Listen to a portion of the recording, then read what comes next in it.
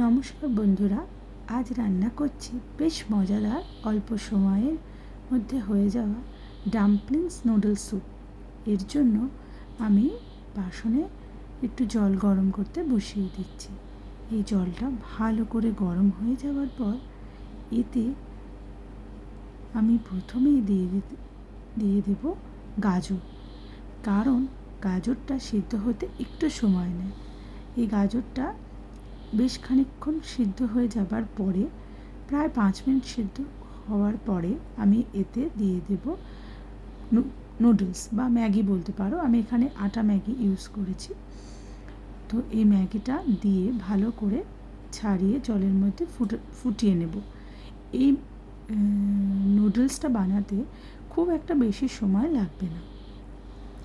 আমি এখানে মোমো ব্যবহার করেছি, তবে এটা আমি ফ্রোজেন মোমো ব্যবহার করেছি। তোমরা চাইলে বাজার থেকে রেডিমেড মোমো কিনে এনেও ব্যবহার করতে পারো, ফ্রোজেনও ব্যবহার করতে পারো, অথবা বাড়িতে বানিয়েও ব্যবহার করতে পারো। আমি এখানে চিকেন মোমো ব্যবহার করেছি, এখানে ভেজ মোমো ব্যবহার করা যায়।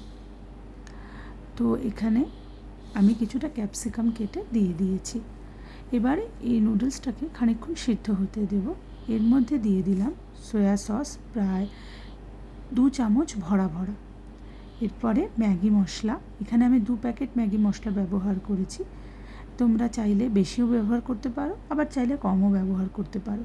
এতে আমি কাঁচা লঙ্কাটা একদম অ্যাভয়েড করেছি, যেহেতু ছোট বাচ্চারা খাবে বাড়িতে। তাই তোমরা চাইলে এখানে কাঁচা লঙ্কাও ব্যবহার করতে পারো। বেশ ভালো একটা গন্ধ আসবে আর খেতেও বেশ স্বাদ লাগবে। এই মোমো নুডলস স্যুপটা খেতে কিন্তু খুব ভালো, যদিও এটাকে ডাম্পলিং বলা হয়। এতে খানিকটা চিলি ফ্লেক্স আমি ছড়িয়ে দিচ্ছি। আর এটাতে মেন ইনগ্রিডিয়েন্টস যেটা যাবে সেটা হলো স্প্রিং অনিয়ন। এই স্প্রিং অনিয়ন এই মোমোর স্বাদটাকে আরও দ্বিগুণ করে দেবে। এর জন্য এটাকে বেশ ভালো করে নাড়িয়ে 2-3 মিনিটের মতো নাড়িয়ে দিলেই হয়ে যাবে আমাদের ডাম্পলিং নুডলস স্যুপ।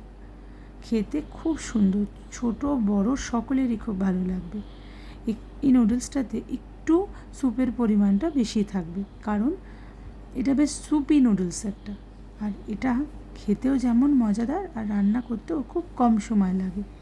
তোমরা বাড়িতে অবশ্যই এই ডাম্পলিংস নুডলস স্যুপটা বানিয়ে খাবে, আর আমাকে অতি অবশ্যই কমেন্টস করে জানাবে যে এই স্যুপটা খেতে ঠিক কীরকম লাগলো। আমার মনে হয় বৃষ্টির দিনে বিকেলে বেশ ভালো জমে যাবে এই খাবারটি। ছোট বড় সকলের খুব ভালো লাগবে। আজ তবে আসি, তোমরা রান্না করে আমাকে জানিও কেমন হলো। নমস্কার।